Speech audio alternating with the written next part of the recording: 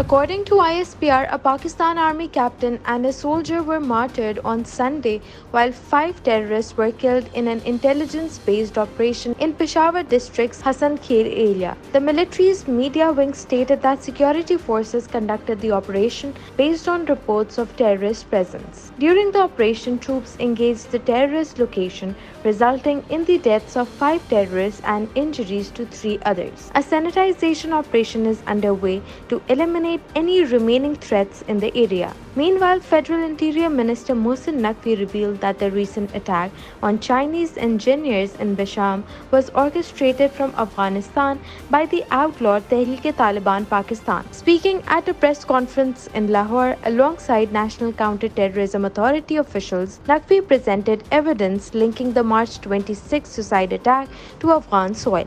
مین لوگ اس میں ملوث تھے، ان کو اریسٹ کیا.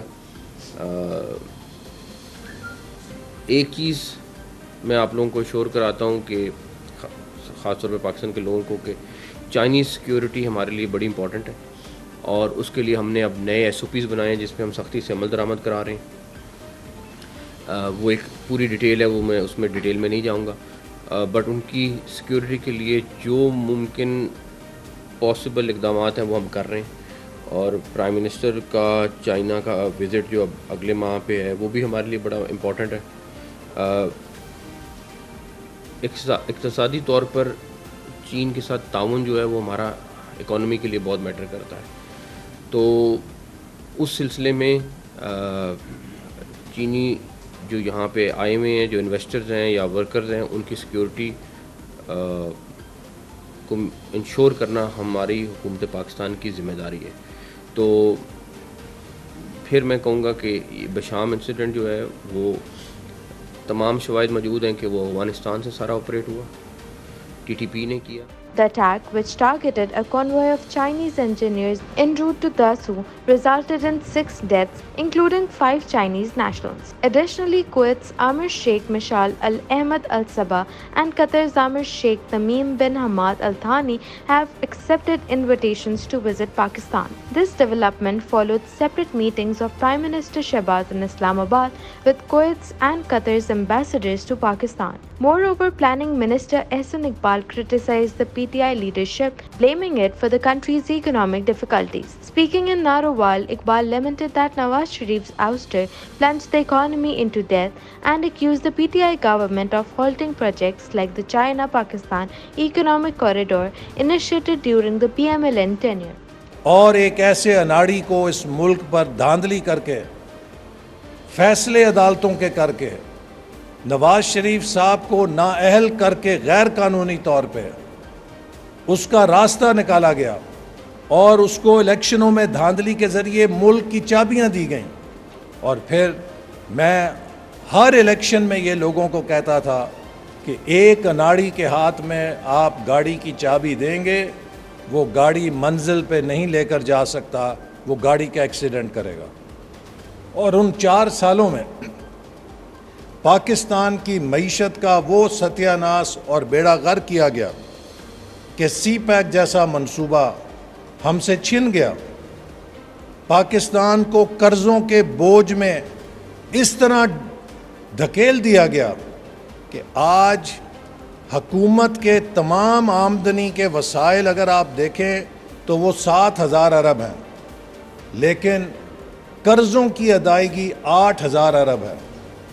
ہمیں قرضے ادا کرنے کے لیے بھی 1,000 ارب مزید ادھار لینے کی ضرورت ہے. International Criminal Court prosecutor Karim Khan defended his decision to seek arrest warrants for Israel's Prime Minister and Defense Minister in an interview with the British newspaper The Sunday Times. He stated that it's a precarious moment internationally, and if we don't hold on to the law, we have nothing to cling on to. Meanwhile, the Hamas military wing launched a missile attack on Tel Aviv, setting off alarm sirens. The Qassam brigades claimed its fighters had killed and captured an unspecified number of Israeli soldiers in Jabalia camp, a claim denied by the Israeli military. This attack follows Israel's intensified assaults across Gaza, which have resulted in over 80 Palestinian deaths in the last 24 hours. In a related humanitarian development, 4 aid trucks from Egypt entered Gaza through the Kerem Shalem crossing. Egypt's Red Crescent reported that more than 200 trucks are expected to enter Gaza on Sunday, as 70 international groups called for famine to be declared in the enclave amidst a severe humanitarian crisis. Since the conflict began on October 7th, at least 35,984 Palestinians have been reputedly killed and up to 80,643 people have been wounded. The death toll in Israel from Hamas's attack on the same date stands at 1,139, with dozens still held captive. In other development, the United States is expected to lift its ban on the sale of offensive weapons to Saudi Arabia in the coming weeks. According to a report by the Financial Times, Washington has already indicated its willingness to lift the ban, citing sources familiar with the matter. The ban was imposed by President Biden in 2021, citing concerns over Saudi Arabia's military actions in Yemen and its human rights record, including the murder of journalist Jamal Khashoggi. Saudi Arabia, the largest buyer of U.S. arms, has expressed frustration over these restrictions, which halted long-standing weapons sales. While U.S. Secretary of State Antony Blinken recently mentioned nearing agreements on nuclear energy, security, and defense cooperation, the lifting of the weapons ban is reportedly not directly related to these negotiations.